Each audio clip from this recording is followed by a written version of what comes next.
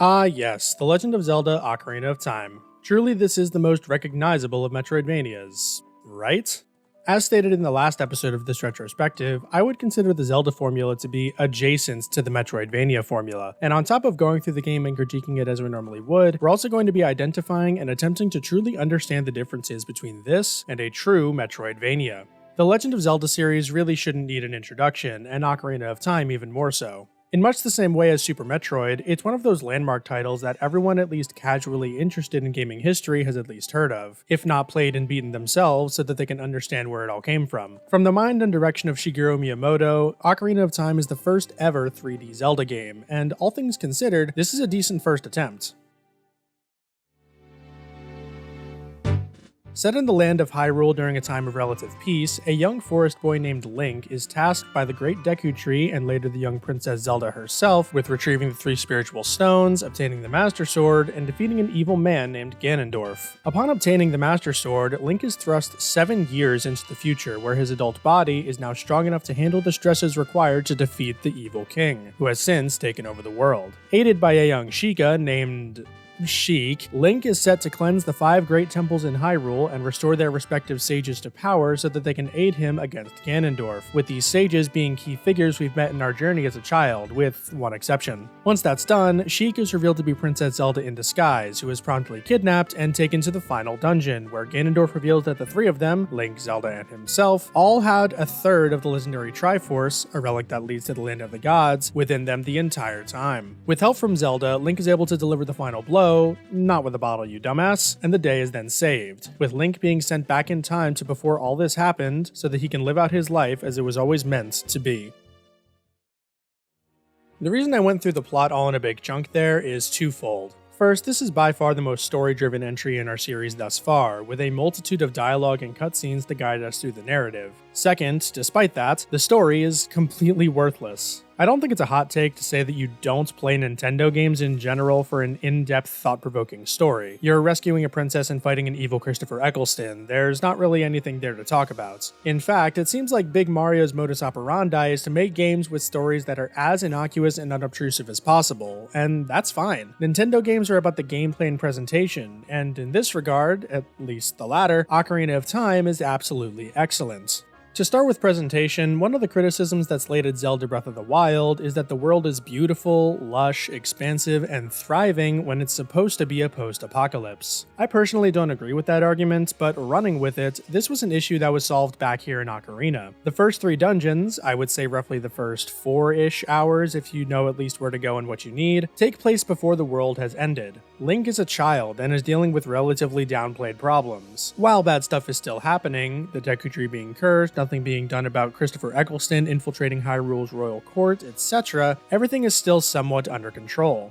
The Zora are thriving to where they allow you to play a game of Ruby Collection in their home, which is left unguarded. A major part of the Goron quest is in making its leader, Darunia, dance around like a jackass to forest music. This is clearly meant to be a Saturday morning cartoon type affair, and it succeeds with that. The graphics, though they do need to be adjusted to in this day and age, are charming in the way that they allow fun expressions and custom movements, and the 3D perspective is played with a lot during these story cinematics to give a playful and lighthearted vibe. And then you jump to the adult timeline. Immediately as you leave the Temple of Time, what was once a thriving market square is reduced to a graveyard littered with walking corpses. Oh my god. The same vibe, though it's not quite that grim, is present in the rest of the zones that you've become intimately familiar with during the child portion of the story. Kokiri Forest is now overrun with monsters, the Zora's domain is frozen over, and Lake Hylia is drained of its splendor, while the Gorons have all been captured and are set to be eaten by a Yonic lava dragon. The reason why the adult and child timeline idea works so well is because they go all of the way with it like this. Everything in the adult timeline sucks. There is not a single stone left unturned. No one, other than people that are clearly evil, is better off with Ganondorf in power. And if that wasn't clear with everything I just went over, then how about the fact that entering the aforementioned graveyard automatically turns the sky into a roiling, black, raging, tempestuous toilet flush of evil? All of this atmosphere does wonders for the game feel of Ocarina of Time, and gives a sense of urgency that every game prior to this has lacked in my opinion. It's a really good aspect of the game, and if you hadn't noticed, I am emphasizing this praise because it's about to be stripped away just a little bit and I want it to still have some impact. Because this game looks like doo-doo water. This shouldn't be a controversial opinion coming from someone who grew up with a generation after the N64, but I'd even go so far as saying that it was pretty bad for the time. Compared to Mario 64 and its varied environments, interesting level design, and overall fun visual flair, Ocarina of Time looks flat and brown in comparison. Even the initial Kokiri Forest, which is supposed to be the most whimsical and enchanting place in Hyrule, they use this sickly shade of green for a reason I can't even fathom. Now, to be clear, I don't think this flaw with the game's visuals, which is its lack of splendor and vibrancy, is the fault in itself. It's more likely to be an attempt at something good and interesting, done to a less than ideal standard. In this case, they went for a pseudo-realistic art direction. Everyone, even the wacky fantasy races, have somewhat realistic proportions, and an effort was made to have their individual aspects work from an anatomical perspective, such as the Gorons and how they're able to roll up into a ball. It's just unfortunate that the technology to give this art style the vibrancy and craft it deserved wasn't quite there yet. There is constant pop-in. The animations of enemies are rarely readable during gameplay, except exactly when they're completely over-exaggerated. Judging 3D space is a fool's effort. Figuring out which surfaces are climbable and which ones aren't is often just trial and error among several other effects. I will say that, at the very least, navigating the environments is rarely an issue due to visual errors or pop-in, so there's at least that. There's still the Nintendo level of polish that we've come to expect. And adjacent to the muddy visuals is the muddy camera. Mario 64 pretty much defined how a camera should work in 3D, with some amount of improvement needed now that the initial idea was finalized. However, 2 years later, Nintendo's other major IP regressed the camera heavily. Pressing the Z button centers the camera behind Link. Along with a couple of areas that automatically change the camera angle up or down, this is often fine, but it's certainly not perfect. Getting an exact angle is a waste of effort, because it will take so long to micro-adjust Link's facing to get the camera to do what you want. So as you play, you're forced to adapt your controls to awkward camera angles, which is less than ideal, especially for a game that isn't designed around platforming at all. More egregiously, however, is the absolute abomination that is the Z targeting system, which is, I believe, the first instance of a lock-on mechanic in a 3D game. Now, credit where it's due, this system paved the way for other, better lock-on systems in both future Zelda titles and other franchises in general, so it can't be overstated how much of an asterisk this next complaint comes with, because this was literally breaking new ground. However, just because it was the first instance of something doesn't mean that it's the best, or that it was even very good. Locking onto a specific enemy is a nightmare in areas with more than one. The best you'll be able to do is point in the general direction of the enemy and hope for the best. This wouldn't be so bad if not for two things. First, you use the Z button for both centering the camera and to activate Z targeting. So, if you want to just readjust the camera in a room with enemies, say if you're just trying to run through because you're backtracking in a dungeon, you're more likely to have the camera whipped around because the game decided to Z-target something instead. And when Z-targeted, the usually okay camera turns into utter dog water for the purposes of navigation, which is honestly how it should be since its purpose is for combat. However, then this leads into the other huge issue, which is that trying to break the lock-on is a nightmare. Simply pressing Z again only cycles through the various enemies in the room. The only way I found to do so while playing casually was to hold back on the control stick and spam Z, and this only ever had about a 50% success rate. I swear, half of my deaths were due to this issue, where I couldn't navigate properly around enemies while at low health, couldn't unlock, and thus was hit and killed. And while it's funny in hindsight just how pathetic that sounds, it was immensely frustrating in the moment. A quick fix for this could have been requiring a directional input to switch targets, and simply pressing Z again would break the lock, like it functions in some other later games. On the topic of Z targeting, however, its main use is my next bone of contention, which is the combat. I don't think it's a controversial opinion to say that the combat in Ocarina of Time is mid at best, and actively frustrating at worst. This is a relatively simple set of complaints, common to games that came out around this time. It's difficult to tell how certain actions affect the outcome of a battle, the difference between a thrust and a slash, for example. Judging 3D space is, again, challenging, especially in the early game where the space between the sword's hitbox and Link's hurtbox is so narrow, causing you to get hit when it felt like the enemy should have instead. And for all of these complaints, I'm sure I'm gonna get jokers in the comments saying that I'm spoiled and that I need to get good and that, they never had a problem ever since they were a kid. And what do you mean? My memory's perfect. And no, I haven't played this game in 10 years. Why does that matter? Small tangents. I have an unreleased video on BioShock Infinite from a few years ago when I played it casually. I think it's a good script, and I even had it recorded and partially edited, but at this point in my life, I will never finish it, and for one reason. I don't really trust myself. With some things, like a long-running show or maybe like a long book series, you're inevitably going to have a gap between watching the first episode and writing a script after the last episode. But with a game, it's a bit different, rarely more than a 20-hour experience if you're not counting RPGs. That amount of time isn't enough on its own to develop lasting memories, even if one or two sections are repeated more than once. Hell, I don't trust what I said about BioShock Infinite from just a year or two ago, let alone if I wrote that script when I was a kid, which is essentially what these comments are doing when they make those types of statements. Opinions formed will change and should change based on new information. After all, nostalgia is the bane of good analysis more often than it's a boon. Ocarina of Time, for as revolutionary and important as it undeniably is for the gaming medium, is not and never was the greatest game of all time. I would argue that it's significantly inferior to at least A Link to the Past, which came before it, and arguably even Zelda 1 and Link's Awakening. Ocarina of Time was, for all intents and purposes, an experiment, testing uncharted waters, and as such it had some growing pains, which is okay. I complain a lot in my videos, and this one is no exception, but never is it my intention, except in the case of Birth by Sleep, to say that what I talk about is without merit, because Ocarina of Time is absolutely fucking incredible so long as you view it under the right lens. It's cinematic, it's expansive, it's mechanically deep,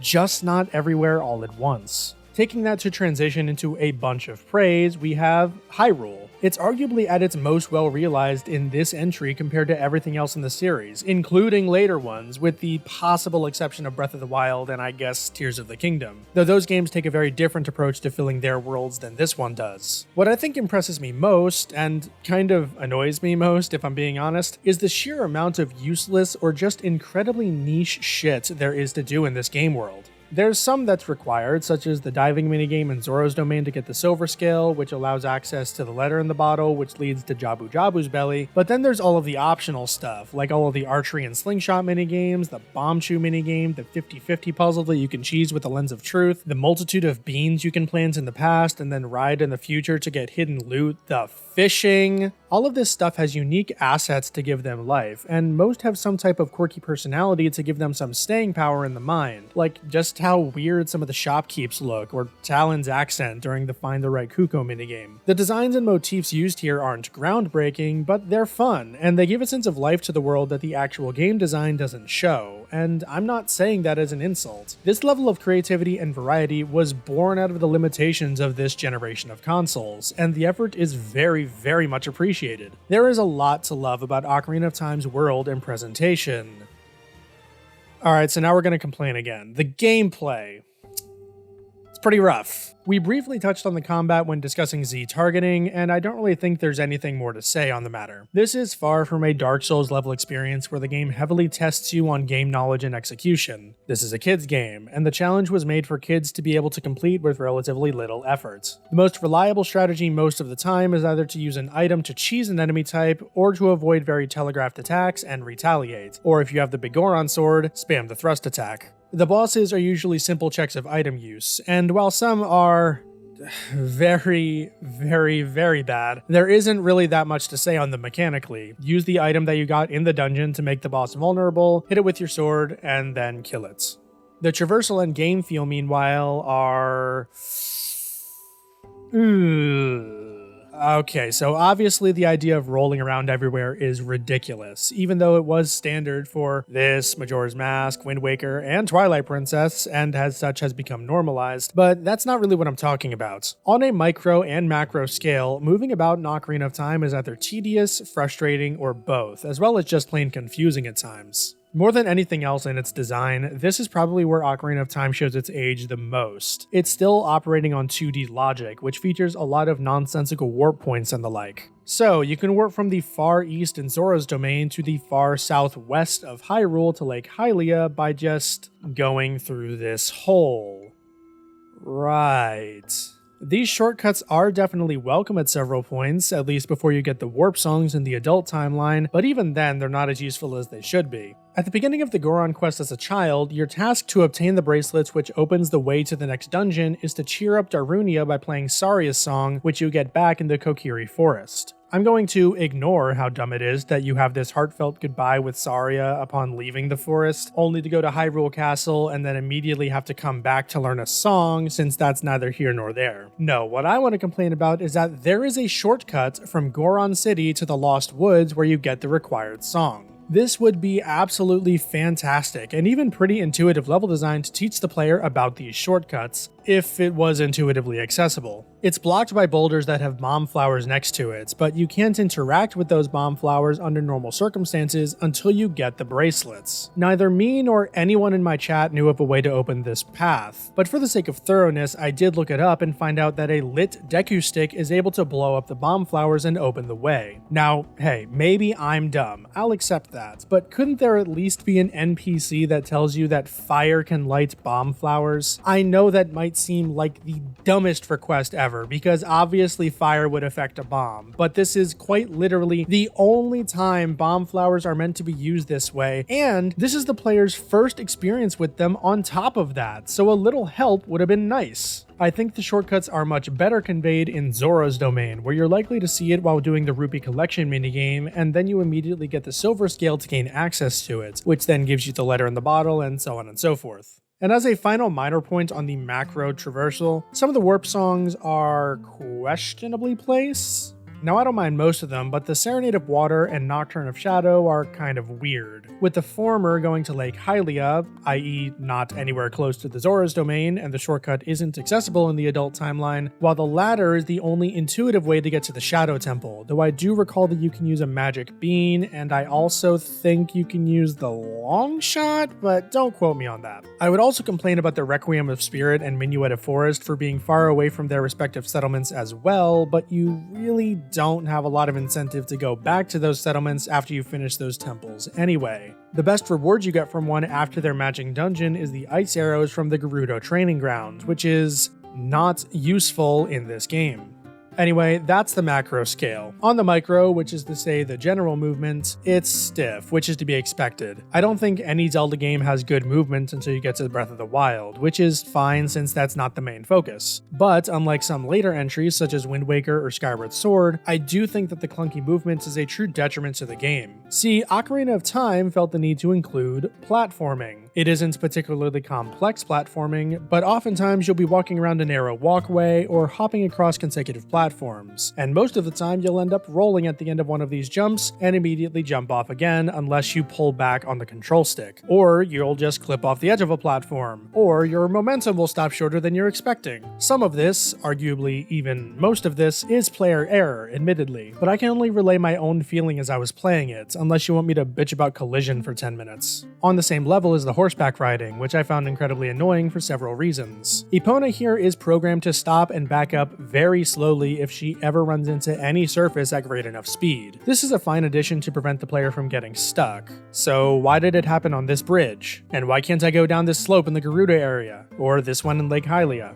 Yeah, remember when I mentioned collision problems? I think that's what this is. As well, and this is totally just me by the way, but I wanted to mention it so you can laugh at me. When you get on Epona, you have to start moving before you can sprint. This sounds obvious, but my dumbass that's spoiled by modern games kept spamming A to sprint as soon as I got on. And since it doubles as a dismount button when stationary, I kept getting onto Epona and then immediately getting back off of her when I was meant to be moving forward. So, yeah, it can be pretty bad sometimes. With that, there's just one more major thing to go over, which is the dungeon design, and it's on this that I'm probably going to make people mad because it's my honest to goodness opinion that Ocarina of Time is like in the bottom 3 of the series when it comes to sound dungeon design. To start positive, there are interesting ideas here, such as the gimmick of invisible platforms in the Shadow Temple and the great use of multiple floors in the Fire Temple. As well, the point within each dungeon that you get its respective item varies greatly, which I also like. Out of the 8 dungeons throughout the game, I would say I enjoyed 4 of them, was neutral on 2, and hated the other 2. Now, that's still an above average ratio, so don't get me confused with someone that doesn't like them or the game as a whole. However, the dungeons that I didn't enjoy were the Forest Temple and the Water Temple, and they share a lot of the same problem: unintuitive design and multiple branching paths. Usually, there's more or less a single line that's needed to go through to complete a dungeon, with small offshoots to get keys and the map and such interspersed within. As a general rule, systematically going through each room and completing its puzzle will win you the dungeon. Not so in the Forest and Water Temples. Starting with the former, you open into this room with 4 separate doors, and each leads to a path that interconnects with each other and circles back around, with the ultimate goal being to find the bow and then kill 4 ghosts to activate the elevator to the boss. This isn't inherently bad, but the specific way that the keys are laid out, which then leads to the bow, is infuriating. Namely, before you even get to the main room, there's a small combat room before it. This isn't anything out of the ordinary, but for some reason, the devs thought it would be a fantastic idea to stick a key in this room. Where? Well, you have to somehow know that you can climb these walls, and then you need to get to this chest on top of a tree. Again, intuitiveness. How was I supposed to suss that out in a logical way? At no point when doing this room is there ever an incentive to actually explore it. It's a combat room. Not only that, but climbable surfaces have been inconsistent at best with the shoddy textures. So unless it's glaringly obvious what you're supposed to climb, I took to just not trying. I was wandering around this stupid dungeon for about 30 stupid minutes looking for this stupid key before finally giving up and turning to my stupid chat for help, and I raged real hard over such a stupid design decision. The Water Temple, meanwhile, is deservedly notorious for how unintuitive it is. It's based around changing the water level of the temple between 3 options, and you can only change them at 3 specific points in the level which require item use to reach, so casually exploring this dungeon in search of keys and items is a tedious affair. And oh yeah, that particular point isn't really helped out by the iron boots. Now, the iron boots already make you move slower, but to add to that, unlike every other item in the game, you can't actually assign them to a C button. Instead, you have to go into the menu and equip them manually every single time. And then when you want to take them off, you have to go into the menu and unequip them every single time, which is just ridiculous. God, it's by far the best thing they changed in the 3DS remake. However, despite being extremely long and tedious, I was actually okay with the Water Temple until I wasn't. After getting the long shot, I was missing a single key to the boss, and do you want to know where it is? In this extremely long, extremely confusing, and extremely tedious dungeon, the devs decided to pull something they've never pulled before or since to my knowledge, which is putting a puzzle into the room where you get the dungeon's item. In the long shot room, you have to play the Song of Time to remove this block, which leads to a key. So, if you missed it, which you did, you have to waddle your way back ever so slowly to the long shot room, which is its own long line of rooms separate from the path to the boss one, and then go all the way back out to the main hub, reset the water level, and then go all the way back down to the boss room to where you needed the key, which, oh by the way, is directly before the boss room. Neither of these dungeons has any redeeming qualities in my opinion. They're both terrible, and I don't like them. That said, most of the other ones are pretty good, though I'm neutral about the Deku Tree and Shadow Temple personally. Unlike the bad ones, these follow more linear dungeon designs, with a focus on individual puzzles within rooms, rather than larger scale navigational challenges that this game wasn't very good at. I especially like the idea of going through half of the Spirit Temple as a child, and then having to come back as an adult to do the rest with the item you get. It's a neat idea, even if its full potential was never capitalized on, since rooms aren't really shared between the 2 visits aside from this one with the statue, where you're on opposite sides of it as a child and adult. Okay, so that's Ocarina of Time. I know we've been talking about it for a while, but I thought it would be right to give it its fair shake, given just how influential and arguably revolutionary it ended up being for the 3D gaming scene. Now we move on to the actual point of this video, which is comparing it to Metroidvanias. Let's take a look at our definition again. Progress by exploring, large interconnected world, in-game map. It seems like Ocarina of Time ticks all these boxes, so why does it feel so wrong to call it a Metroidvania to me? Well, that's because our definition is too broad. A bunch of games could fit that definition. Hell, arguably even the first generation of Pokemon fits it, but I don't think anyone would call that a Metroidvania. In Ocarina of Time's case, I think the difference lies in the direction, namely that the game is quick to put you on a forward-facing path whenever you veer off too hard. This is something that most traditionally minded Metroidvanias vehemently oppose. If you get lost, that's on you. Get good. Oh, you didn't know that there was an entire second half of the game? Tough. Explore more, idiot. Now that's not to say that even this definition hasn't been stretched with more modern titles, such as the Ori duology giving you these giant glowing markers on the map showing where you can progress the story, or even something like Metroid Fusion, which forces you to go to the information terminals to get an objective for the area before you can properly explore it. So oddly, Ocarina of Time, and most Zelda games by extension, could be considered Metroidvanias in the modern sense of the word. At the very least, it's much closer to what Metroidvanias tend to be now than what they used to be. However, it still doesn't sit right to me. It's like saying that Skyrim is an FPS game with RPG elements, and yeah, it could be that based on the choices that the player makes, namely running a bow build. I don't know. In the same vein, I guess Ocarina of Time could be considered a true Metroidvania, at least if you skip or ignore about 80% of the dialogue and cutscenes. But Ocarina of Time is just too guided, too linear of an experience to be a Metroidvania for me. You have set places that you need to go to at all times. There's never a point where you're left utterly directionless, or given more than really 2 options at any given time. But again, we come to the problem of some modern quote-unquote true Metroidvanias doing this exact thing or something similar with their presentation and progression. I guess in the end, this is something that'll have to be left up to interpretation. Zelda and Zelda-likes, such as Okami, do share a lot of common DNA with Metroidvanias, but that could just be because a lot of games have common DNA with each other due to the limitations of tactile human experience. We make things that make sense to us, and learning a new skill or discovering a new technology leading to new avenues of life just makes sense, not to get all philosophical or anything. Perhaps a good way to put it is this. Early Nintendo games were heavily influenced by each other, and the same is true for many different games, such as Symphony of the Night being influenced by Zelda and Metroid. So, for all intents and purposes, the Zelda-like could be seen as the progenitor, while the Metroidvania is an evolutionary offshoot, kinda like Crocs and Gators. Very similar, but with key differences. As for Ocarina of Time itself, like I said, it's a good game. I don't think, nor have I ever thought, that it's the best game ever made, and I'm genuinely glad that a lot of the wider gaming public are coming around to that idea. The notion that something made 10, 20 years ago being the ultimate pinnacle of gaming is kind of depressing in a way. After all, why would we strive for anything if the best has already been done? Zelda has constantly evolved while trying to stick to its roots, sometimes more, sometimes less, but always reverently. It's a masterpiece of a franchise, worthy of the highest respects, even through some of its missteps. It's just that lately, it's been joined in by other contenders who can boast the same folio, one of which we'll be returning to next time.